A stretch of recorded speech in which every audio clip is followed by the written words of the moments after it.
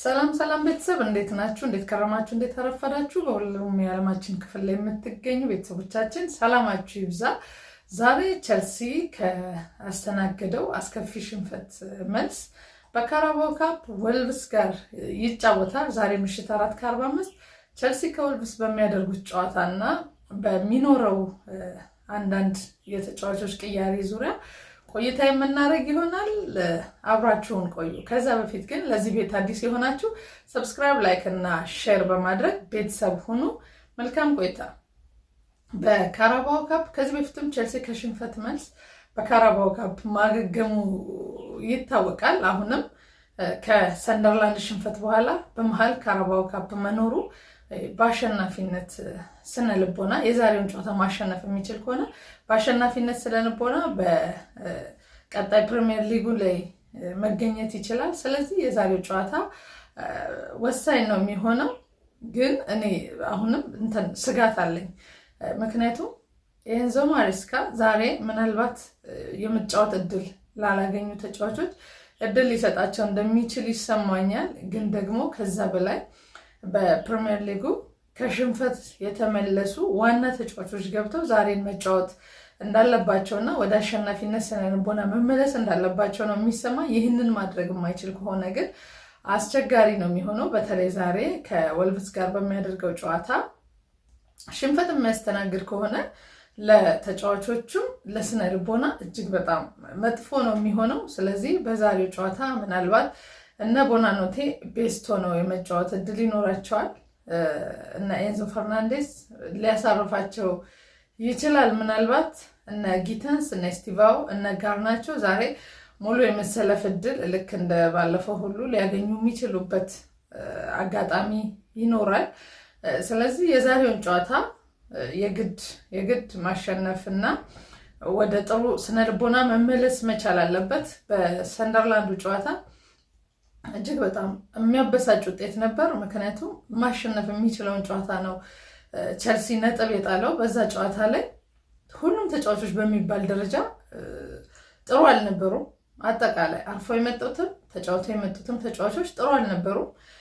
ከዛ በኋላ አንዳንድ ታክቲኮችም ጥሩ አልነበሩም። ቅያሬዎችም ተቀይሮ የገቡ ተጫዋቾችም ምንም አይነት ተጽዕኖ መፍጠርም ውጤት መቀየርም አልቻሉም ነበር። ስለዚህ በሰንደርላንዱ የነበረው መጥፎ ጨዋታ፣ በሰንደርላንዱ የነበረው የወረደ ፐርፎርማንስ በዛሬው ጨዋታ ተሻሽሎ ታድሶ ራሳቸውን አዘጋጅተው ለቀጣይ ለፕሪሚየር ሊጉ እንዲዘጋጁ ይሄ በጣም ምርጥ የሚባል አጋጣሚ ነው ለአሰልጣኙም ለተጫዋቾቹም። ስለዚህ ከሽንፈት ወደ አሸናፊነት ለመምጣት ዛሬ በካራባኦ ካፕ ወልቭስን የምንገጥም ይሆናል። ስለዚህ ይህንን ጨዋታ ማን ሊሰለፍ ይችላል የሚለውን ስናስብ ምናልባት ቶሲን ከጉዳት መልስ ወጣ ገባ እያለ ነው እየተጫወተ ያለው። ስለዚህ ዛሬ እሱን ምናልባት በቋሚ አሰላለፍ ሊጠቀመው ይችላል። እኔ እንደው እንደ አማራጭ እድሜውና ማሬስካ እምነት ማጣት እንጂ አቼምፖንግን በተሻለው አቅም ጊዜ ሰጥቶት ቢያበቃው በጣም ለሱም የሚጠቅመው ለቸልሲ አሪፍ ነገር ነው ይመስለኝ።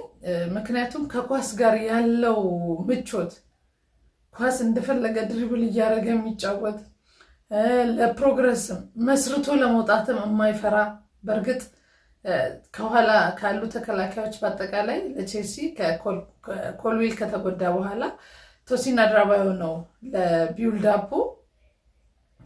ቢውልዳፕ ላይ ኳስ ከግብ ጠባቂ መስርቶ ይዞ ለመውጣት ቸልሲ የሚጠቀመው ትልቁ በአሁኑ ሰዓት ትልቁ በተለይ ለኤንዞ ማሬስካ ወሳኙ ተጫዋች ቶሲን አድራባዮ እንደሆነ ይታወቃል።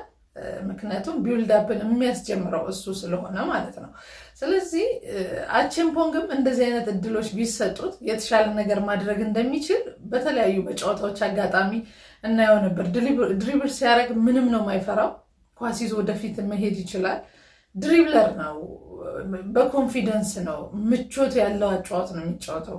ኳስ እግሩ ላይ ሲደርስ ተከላካይ ሳይሆን የሚመስለው የአማካኝ ስፍራ ተጫዋች ነው የሚመስለውና በእንደዚህ አይነት ምቾት የሚጫወትን ኳስን ቀለል አድርጎ ልክ ይሄ እንደ ተከላካይ ክሊራንስ አይደለም የሚሰራው። ክሊር ከማድረግ ይልቅ በምን አይነት መንገድ ኳስን ይዞ መውጣት እንዳለበት በአይምሮ የሚጫወት ተጫዋች ነውና እሱን ማብቃት ቢችል እሱም ኤንዞ ማሬስካ የሚጠቀምበት ይመስለኛል።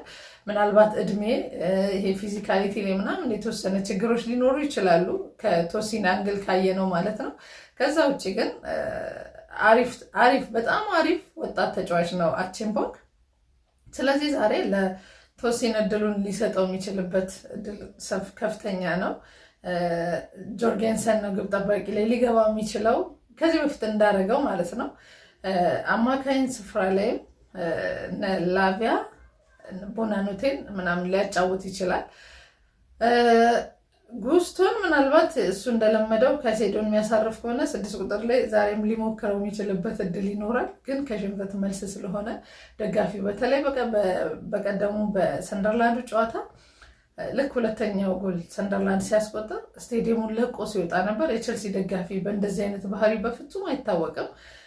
እያሸነፈ እንኳን ይህን ያህል ቡድኑ ላይ እምነት እንደሌላቸው በደንብ ማሳያ ነው በሰንደርላንድ ጨዋታ ደጋፊዎች ያደረጉት ነገር። ስለዚህ ዛሬ ኤንዞ ማሬስካ ይመስለኛል ጭንቀት ውስጡ ነው 3 ነጥብን ወደ ቀጣዩ ዙር ለማለፍ አቅዶ የሚገባ ነው የሚመስለኝ። ለእኔም እንደዛ ቢያደርግ ነው ለሱ የተሻለ የሚሆነው።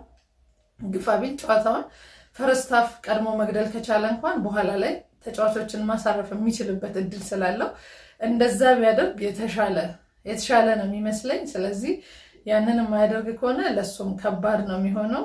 በሰንደርላንዱ ጨዋታ የነበረውን ክፍተት በደንብ አይተናል። እኔ እንደውም ትልቁ አሁን ስጋቴ ምንድን ነው ተጫዋቾች እንዳለ የተወሰነ ደቂቃ እንዲሰጣቸው የሚፈልግ ይመስለኛል ኤንዞ ማሬስካ። ይህንንም በጋዜጣዊ መግለጫው ተናግሯል። ጥሩ ስለሆነ ወይም ደግሞ እድሜ ትልቅ ስለሆነ ትንሽ ስለሆነ የሚሰለፍ ተጫዋች የለም። ምክንያቱም እየተቀያየረ እንደሚጫወት ሁሉም ማመን አለበት ብሎ ሀሳብ ሰጥቷል። ይህ ደግሞ በጣም ትልቅ ስጋት ነው። ምክንያቱም በቃ የሆነ ታይም ላይ ተጫዋቾችን እያፈራረቁ መጠቀም ሊኖር ይችላል። እንደዚህ አሁን እንደ ካራባው አይነት ጨዋታ ላይ ምናምን መጠቀም ችግር አይኖረው። ከዛ ውጭ ግን በፕሪሚየር ሊግ በቻምፒየንስ ሊግ ቤስት 11 ከሌለው ቡድኑ አሁንም እጅግ በጣም አስቸጋሪ ነው የሚሆነው። ምክንያቱም ውህደት ላናይ እንችላለን። ውህደት አይኖረውም። ዛሬ የተሰለፈ ተጫዋች በቀጣይ ጨዋታ ዛሬ ጥሩ ሆኖ ቀጣይ የማይገባ ከሆነ ወይም ደግሞ በጨዋታ ላይ በጣም ምርጥ እየተንቀሳቀሰ ተቀይሮ የሚወጣ ከሆነ ይሄ ልክ እንደ ጸበል ቅመሱ ማዳረስ ከሆነ በጣም ትልቅ ችግርና ፈተና ነው ክለቡ ላይም ሊሆን የሚችለው። ይሄ አስተያየቱን እኔ አልወደድኩትም በግሌ። ምክንያቱም ሁሉም ተጫዋች ለመሰለፍ ይፈልጋል። ይህ ግን እንደማይሆን ማወቅ አለበት ሲል ለምን ጥሩ ፐርፎርም ያደረገና ለክለቡ ወሳኝ እንቅስቃሴ ማድረግ የቻለ ወሳኝ ተጫዋች ለምን ይቀየራል? ለምን ቤስት 11 በቃ ይሄ ነው የኔ ቤስት 11 የሚለውን ተጫዋች እስካሁን ለምን የለውም? ምክንያቱም የትኛውም ክለብ አለው የራሱ ቤስት 11 አለው እኮ። ከዛ በአቋም መውረድ፣ በጉዳት፣ በተለያዩ ምክንያቶች ተጫዋች ሊቀየር ይችላል። ግን 25 ጥሩ ተጫዋቾች አሉኝ። ስለዚህ ማሰለፍ የምችለው 11 ስለሆነ ሁሉም እየተቀያየረ ነው የሚጫወተው የሚለው ይሄ ልክ የሆነ ታይም የቤኒቴዝን ስታይል ታስታውሳላችሁ አይደል? የቸልሲ ደጋፊዎች ሮቴሽን ደግሞ ለመረብ ኳስ እንጂ ለእግር ኳስ በፍጹም አይሆንም። በየትኛውም ጨዋታ ላይ አንድ ክለብ የራሱ ቤስት 11 የግድ ያስፈልገዋል። ቤስት 11 ሳይኖረው ቡድን ሰርቻለሁ ብሎ ማሰብ በራሱ በጣም ከባድ ነው። ብዙ ኤፍኤ ካፕ ላይ፣ ካራባው ካፕ ላይ፣ ቻምፒየንስ ሊግ ላይ፣ ፕሪሚየር ሊግ ላይ እንደመሳተፋችን ብዙ ሊሆኑ ይችላሉ ጨዋታዎች። ስለዚህ በእንደዛ አይነት ጨዋታዎች ላይ ተጫዋች ማሳረፍ አንድ ነገር ነው። እሱ ያስማማኛል። እኔ አሁን በዛሬው ጨዋታ ሙሉ በቤንች ቢገባ ብዙም ተቃውሞ አይኖረኝም። በሰንደርላንዱ ጨዋታ ግን ነጥብ ስለጣለ ተጫዋቾቹ ጥሩም ስላልነበሩ ወደ ጌም ሪትም እንዲመለሱ ወደ ነበረው ፐርፎርማንሳቸው እንዲመለሱ ዛሬ ቢገቡ ጥሩ ነው እንጂ ሀሳቤ ቀያይሮ ማጫወቱን በእንደዚህ አይነት ጨዋታዎች አልቃወምም። በፕሪሚየር ሊግ እና በቻምፒየንስ ሊግ ግን ሁሉም እንደ ጸበል ቅመሱ እንዲዳረሳቸው እንዲቀምሱ ከሆነ ግን ጨዋታዎችን የሚያደርገው ይሄ በጣም ትልቅ ስጋት ነው። ለሱ ብቻ ሳይሆን ለክለቡም ውጤት ማጣት እሱም እንጀራው ላይ ለመቆየት በጣም አስቸጋሪ ነው የሚሆነው። በዛሬ በካራባው ካፑ ጨዋታ ምን ትጠብቃላችሁ ከቼልሲ? ሀሳብ አስተያየታችሁን ኮሜንት ሴክሽን ላይ አካፍሉን። መልካም ውጤት፣ መልካም እድል፣ ይቅናል። ሰላም ዋሉ። መልካም ቀን። ያው ዛሬ የምናሸንፍ ነው ይመስለኝ። መልካም ውጤት